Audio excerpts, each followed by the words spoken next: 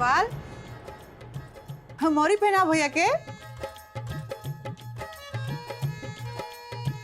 बढ़िया से पहनाओ।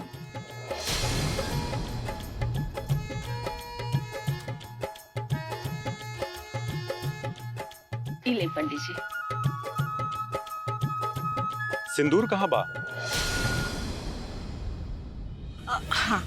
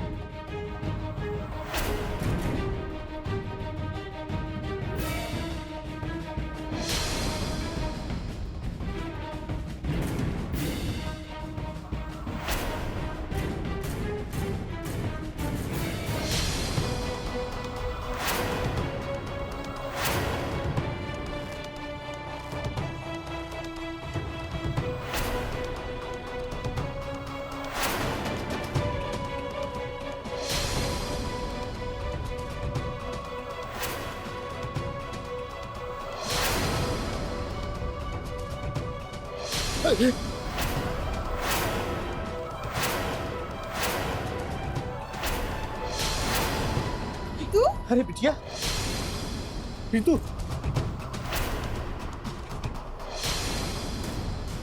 सजा तो ऐसे हो के चाहिए परिवार के सारे पुश्ते आदमी। शादी तो अब हुई, हमरा से नहीं। तेरा शादी इन चनिया से होके रही। आज पूरा विधि विधान के साथ ऋतु नचनिया के पत्नी होवे वाली बाड़ी।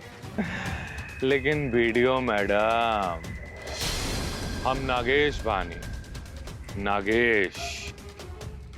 तार पीछा हम इतना आसानी से ना छोड़ा। तोरा घर में ऐसे घुसा कि तू चाके भी हमरा के रोक ना पाए।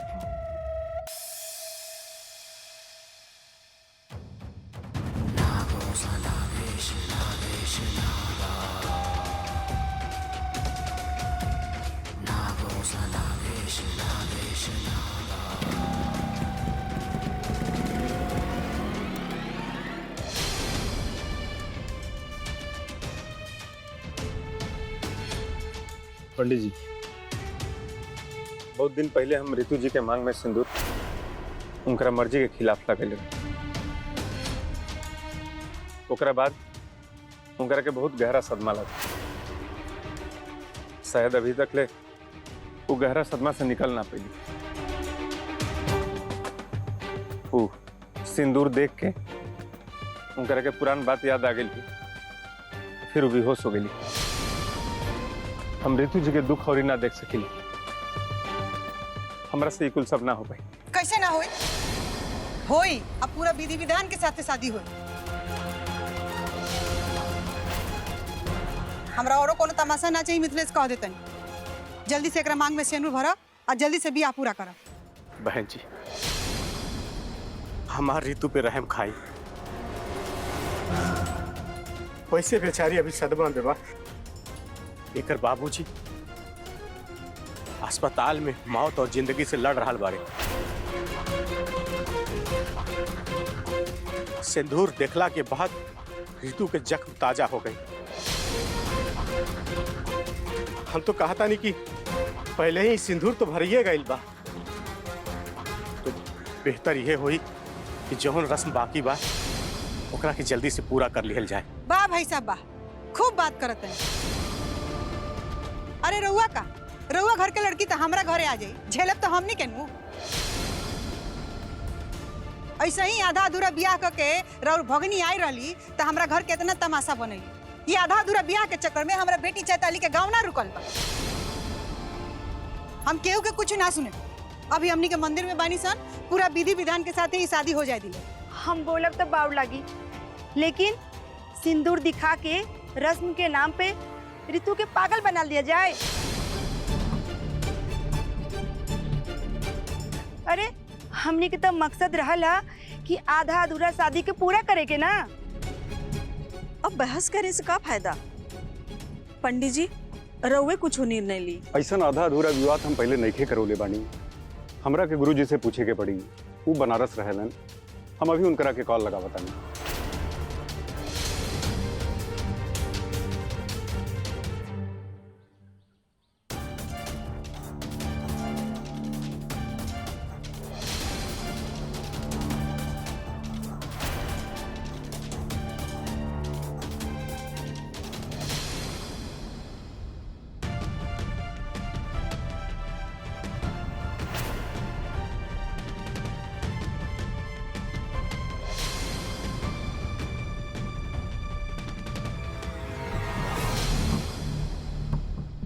कहीं रितु जी की कोनो बीमारी तो नहीं थे जो हमनी से छुपावल जाता? हमार कहे का मतलब बा कि इतना पढ़ल लिखल लड़की इतना सब देखला के बावजूद मिथिलेश भैया से ब्याह करे खातिर तैयार हो गई। हमरा के तो कुछ गड़बड़ लागता। चुप कर चैताली। अरे इस सब में पूजा के समय निकलल जाता रज्जो। अब तो अपन जीत छोड़ दा। हद बात करते नहीं रहुआ। ये हम जीत करते नहीं, हम अपना घर के भलाई चाहते नहीं। ऐसा ही आधा अधूरा ब्याह के चक्कर में घर में इतना कुछ तमाशा हो चुकल बा। ऐसा ना होके कि देवी मैया नाराज हो जाए। ऐसे पहले कि कुछ बिगड़े ये ब्याह करावल जरूरी बा। डॉक्टर साहब आ गए। डॉक्टर साहब,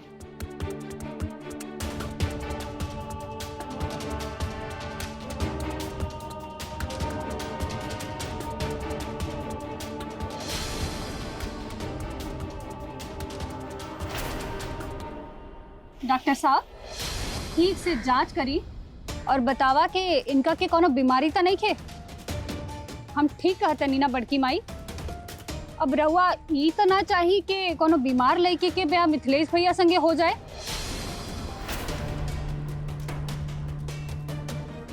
और वो बीमारी रहुआ लोग के जिंदगी भर झेले के पड़ी। चुप रहा चैताली। डॉक्टर साहब के अपन काम करे दा।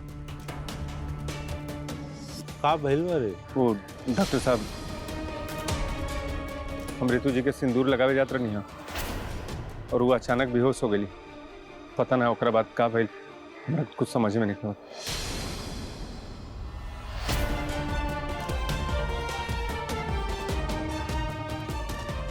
सदमा की वजह से बेहोश हो गई बाड़ी।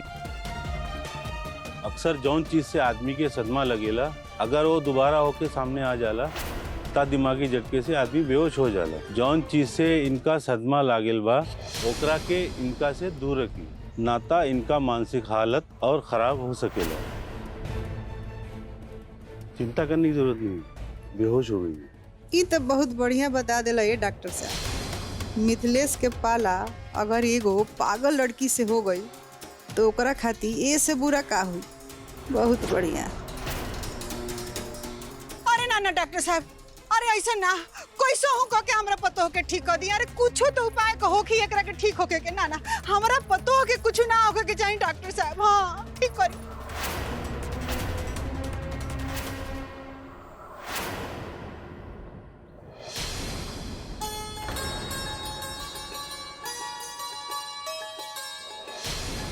इलाज के कोनो जरूरत नहीं है। धीरे धीरे समय के साथ ये अपने आप ठीक हो जाए।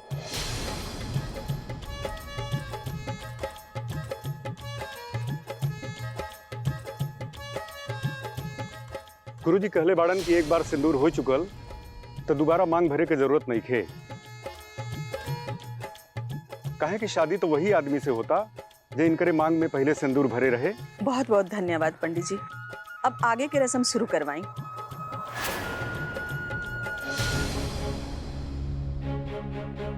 हम ये रस्म से पहले मिथिलेश जी से कुछ बात करल चाहता नहीं।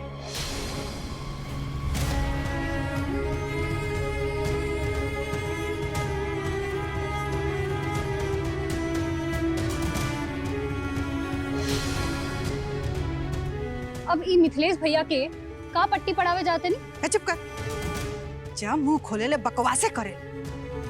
दीदी जी कुछ ओके, हमनी के बियाह खातिर तैयार बानी सन।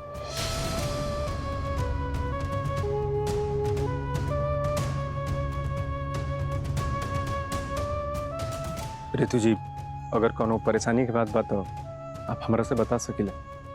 हम ओकरा बारे में दोबारा सोचब। सच बताई तो हम नहीं चाहत कि आप कोनो मजबूरी में फैसला ले। मजबूरी तो हम दोनों जनन के बा,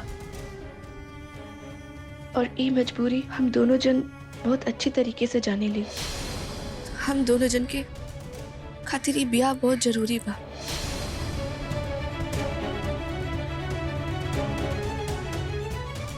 मिथिलेश जी, हम रउआ के खातिर कोनो बोझ नहीं के बनल चाहता नहीं। डॉक्टर साहब जवन भी कुछ कहले और इतना कुछ होवे के बाद अगर रउआ हमरे साथे शादी करे खातिर तैयार बानी तो एक बार फिर से सोच ली।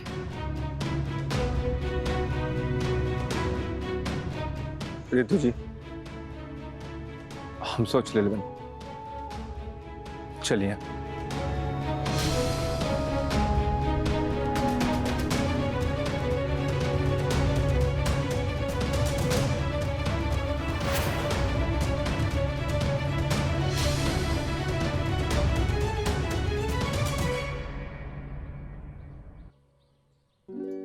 रितु जी, हम देवी माई के मंदिर में खड़ा बन और देवी माई के साक्षी मान करके हम आपसे एगो चीज कहल चाहते हैं कि हमरा के रउआ से ब्याह के लिए में कोनो दिक्कत नहीं की। आप हमरा ऊपर बोझ नहीं की।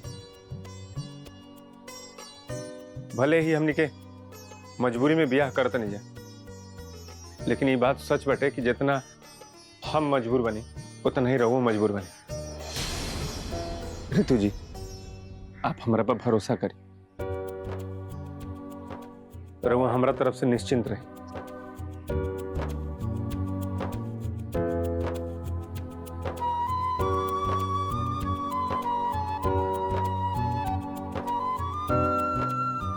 माई, शादी के रस्म शुरू कइल जाओ। पंडित जी, शुरू करी। अब रउआ लोग एक दूसरे के वरमाला पहिराई।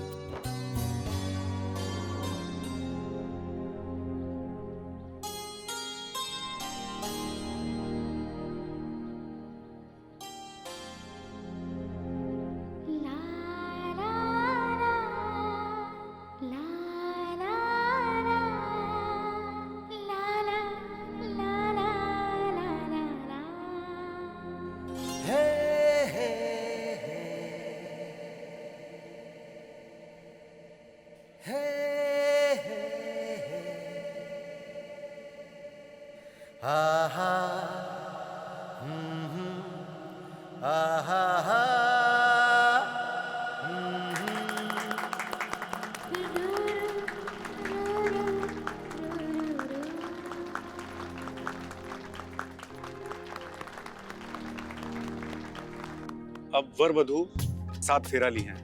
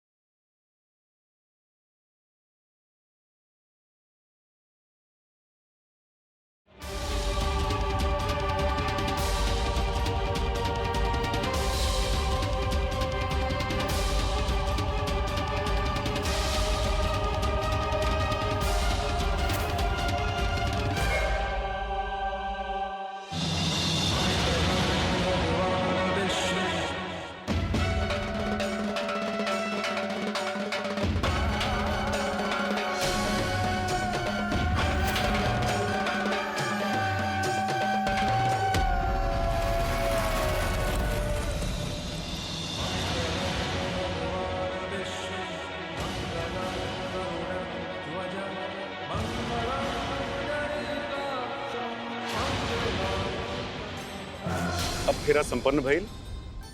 अब वर वधू कन्यादान के लिए सब नीचे बैठ जाएंगे।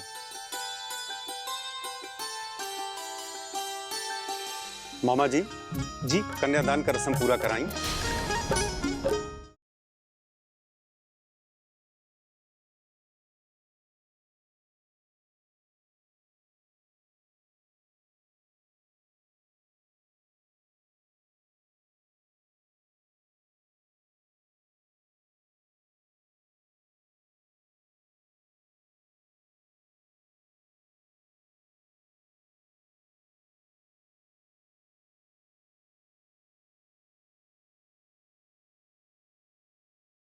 अब विवाह संपन्न भई, अब वर वधु बड़ा लोग का आशीर्वाद ले ली।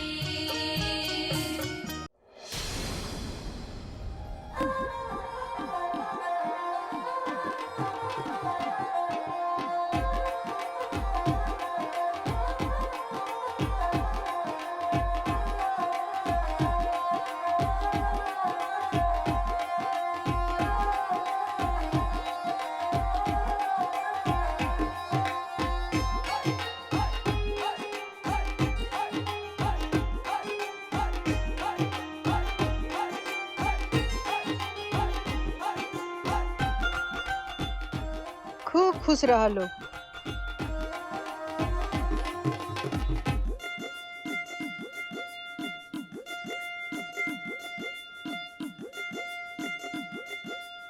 इस शुभ अवसर पर हमरो बधाई लेला।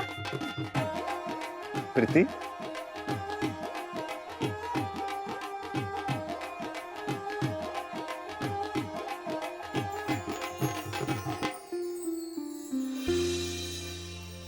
भैया भाभी आज हम बहुत खुश बानी, राउर लोग के बियाह हो गई।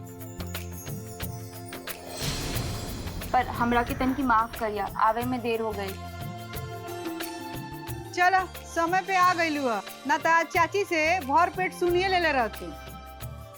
भाई भौजाई के बियाह के खुशी में ले मुंह मीठा कर। अरे थोड़ा मिठाई हमरों की भी खिला दी चाची जी।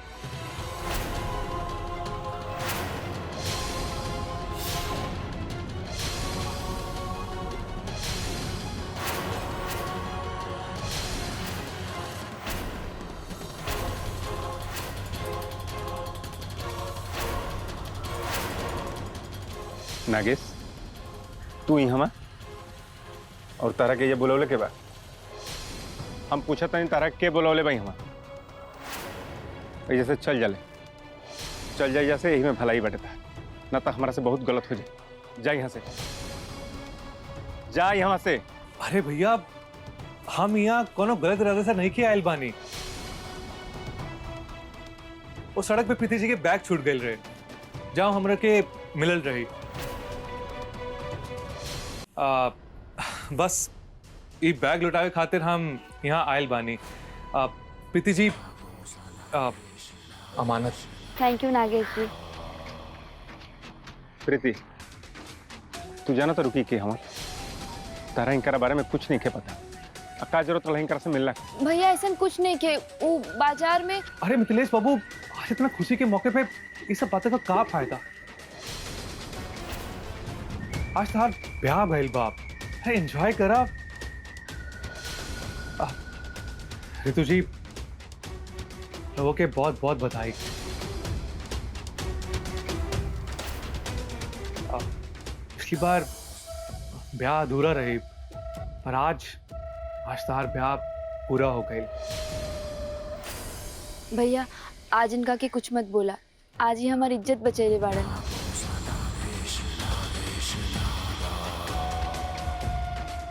प्रीति, तू इनके बारे में कुछ नहीं जाना। अरे ई का केहू के भला कर, हम जानते नहीं कि कैसे ना। अरे भैया गलती तो इंसान से होला ना, हमरों से भी हो गई। पर अब हम अपना अच्छाई से रहुआ के दिल जीतल चाहता नहीं। जैसे हम प्रीति जी की जिंदगी बचाई नहीं, वैसे अब हम तू दोनों की जिंदगी में आके रक्षा कर और तू दोनों के जिंदगी के हम नरक बना दे।